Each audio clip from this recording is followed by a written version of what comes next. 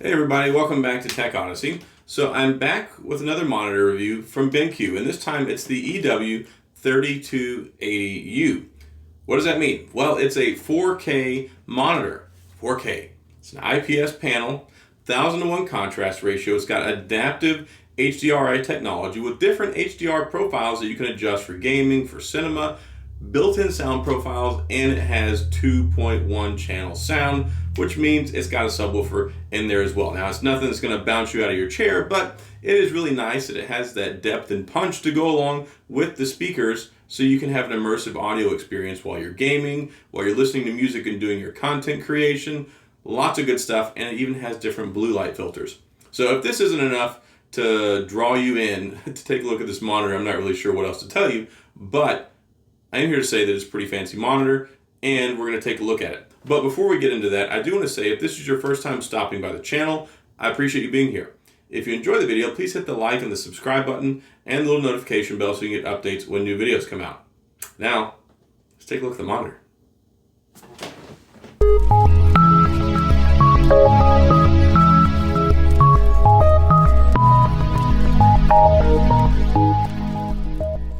So before we get into looking too much at it in depth and up close, I want to talk a little bit about some of the specs. Now, 350 nits when HDR is off, but if you turn HDR on, it bumps it up to 400 nits.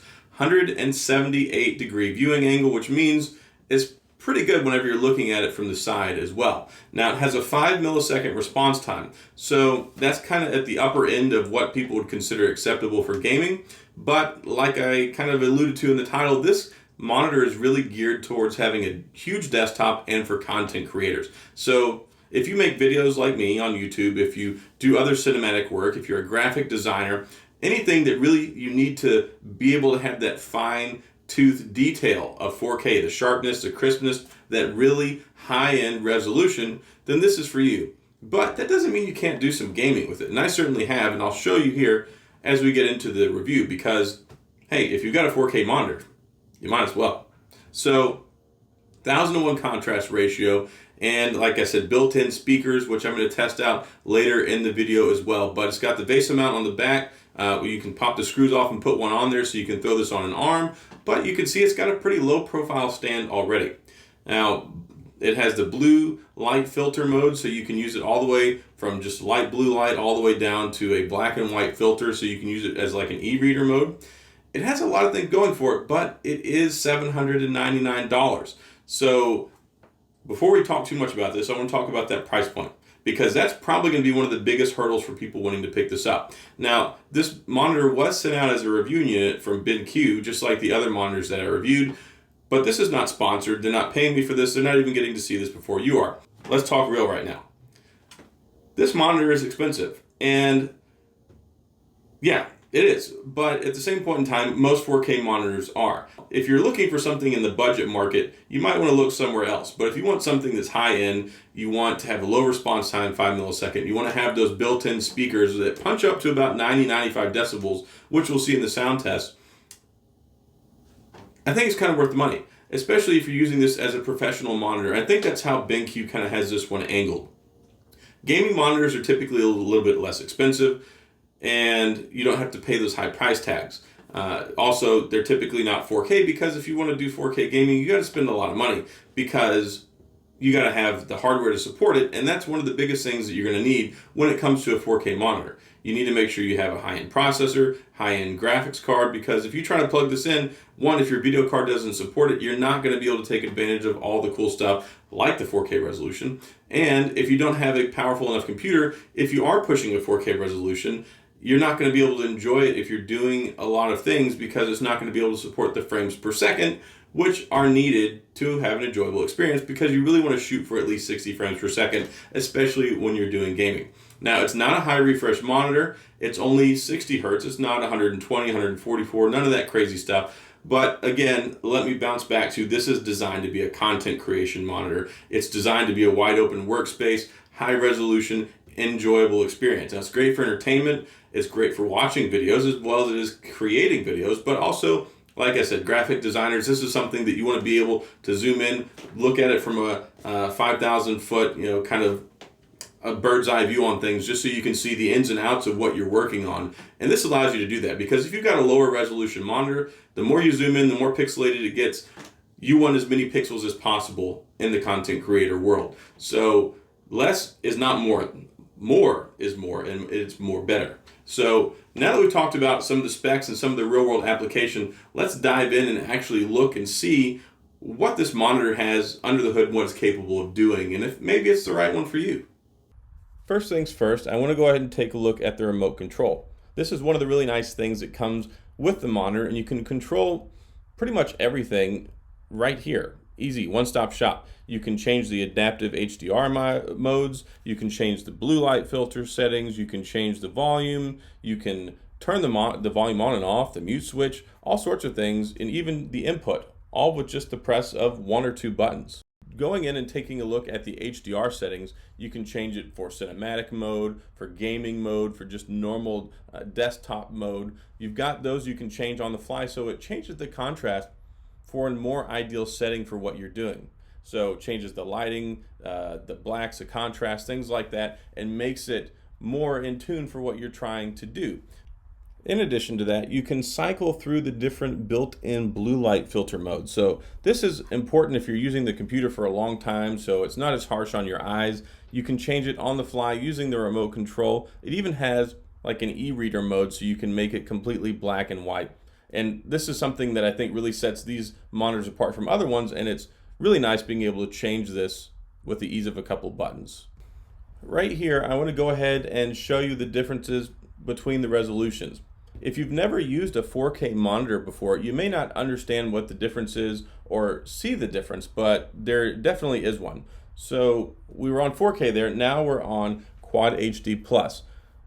There's a definite difference here. The icons are larger, it looks a little bit more zoomed in, it's not as sharp and all that good stuff that you expect or you get to enjoy with the 4K resolution. Now we're going to go ahead and switch it over to 1080p, and looking at 1080p, it's kind of hard to imagine how I lived this way or how we lived this way for so long because the icons are so big, everything looks so zoomed in and blown up. So you want to go ahead and enjoy the 4K, which is one of the greatest benefits of this monitor because everything is so high resolution, it's so sharp, and it's so beautiful looking, especially on the computer. I want to go ahead and take a look at the settings menu here real quick, just so you can get kind of an idea what you're looking at in the event that you need to. Of course, you can use the remote control for most things, like changing the HDR, the sound profile, all that good stuff. You can do the same thing in the settings. Of course, you can use the buttons on the side of the monitor, or you can control it with the remote control itself. Change the brightness, change the blue light settings. You can go in and kind of change stuff manually if you want to get more specific with things, but really for most people you're not going to need to, and it's also nice that you can do it this way in the event that you lose your remote control. Now, not that I advocate doing that, but in the event that you do, you don't lose the ability to change the settings on your monitor, which I think is really important. All right, so what I want to do here is do a demonstration of the sound just so you can get a good feel for it. And I have my handy dandy sound level meter here as well so that we can get a more accurate reading on what's going on in real life here. So I've got my microphone set up over there already, and we'll go ahead and turn some sound on. So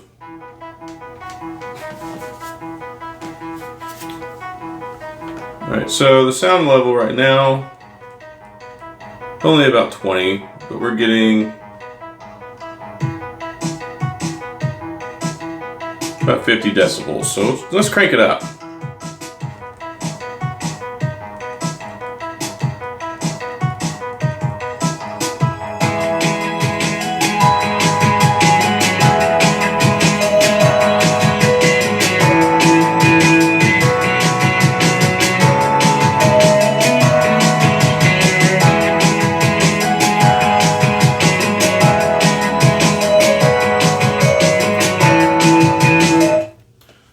So we'll try this out with another song just so you can get a really good feel for what the audio is like.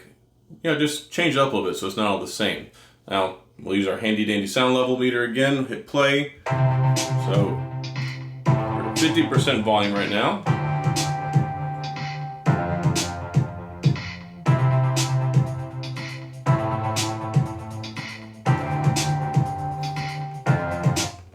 not too shabby. Let's go ahead and turn it all the way up to 100 and see what we get then.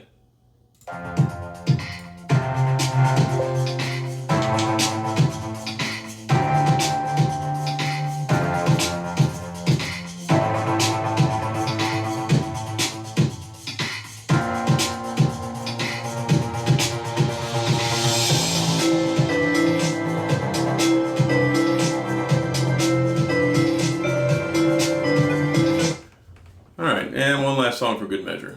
This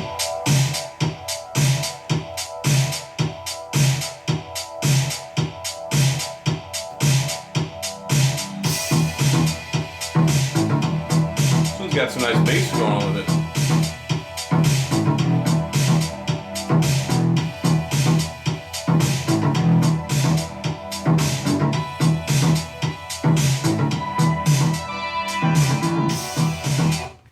You can see there at about 50% volume is consistently getting about 70, 75 decibels, and then up to 100% volume, maxed out with the computer and the monitor, we're taking in about between 85, 90, sometimes peaking over in the mid 90s on some of the nicer, higher volume and intensity music. So I think that's pretty darn good for a one-stop shop monitor where not only do you get crisp 4K quality video, but you also get the 2.1 sound in it as well, which is really nice. And I have to say I enjoy it a lot because from a content creator's perspective, you can see here there's nothing on my desk. I don't have external speakers. I don't have any of that stuff cluttering it up.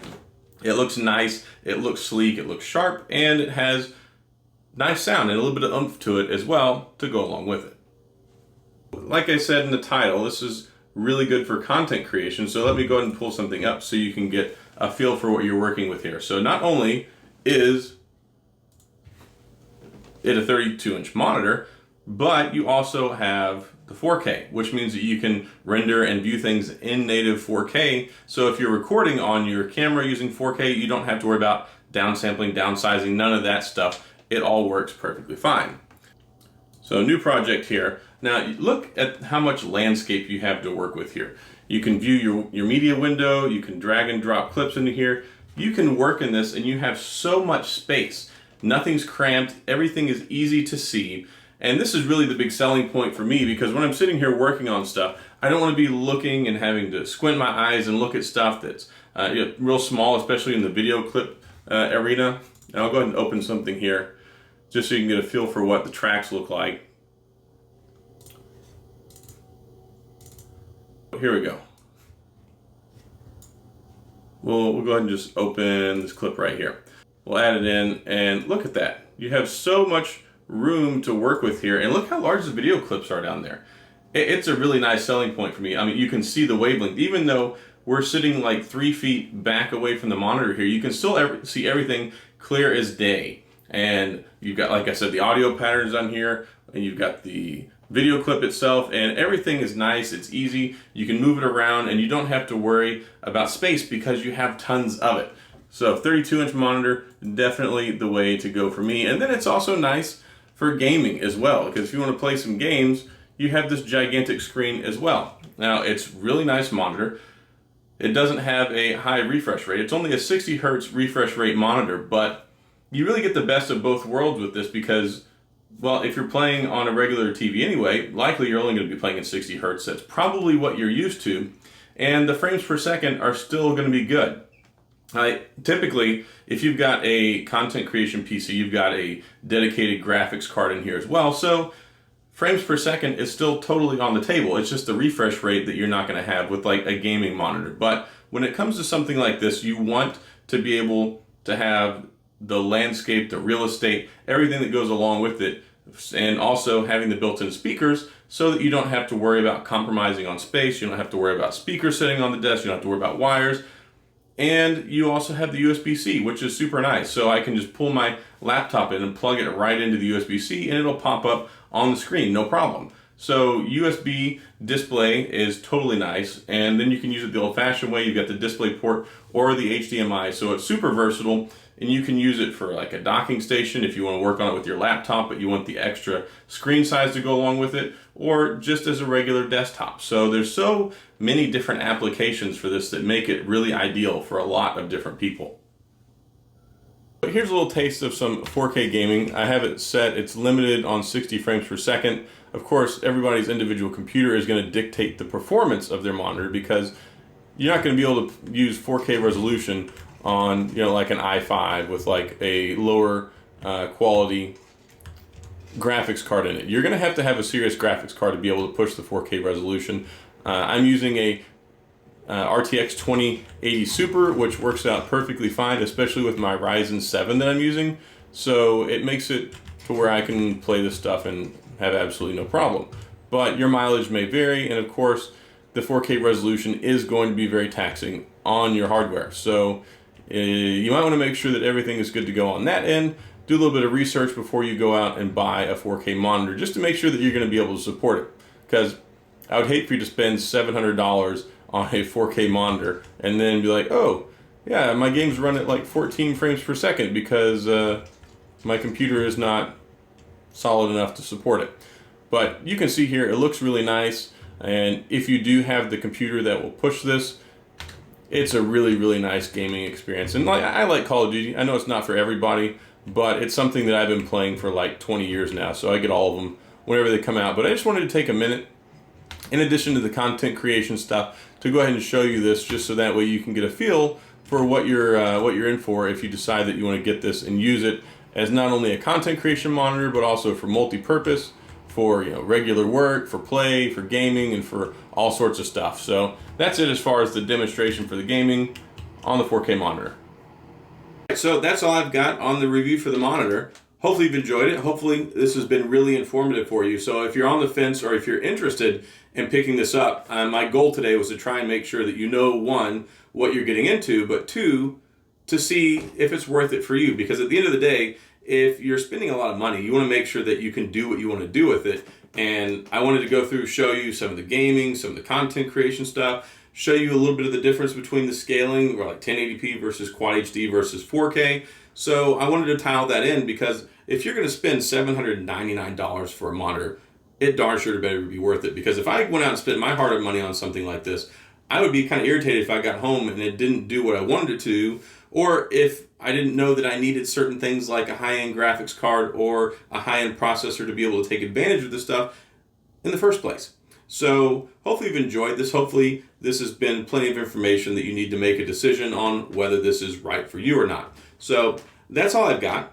If you have any questions or comments, please feel free to leave them down in the comment section. I'll get back with you. I really try to stay active in the comment area, so that way if people watch the video and have a spur of the moment question, you know, I can try and get back as quickly as possible. I can't always answer all of them, but I try my best. And if you enjoyed the video, please hit the like and the subscribe button and the little notification bell so you can get updates when new videos come out. So that's all I've got, guys. I appreciate you being here. Thanks for watching, and I'll see you guys next time.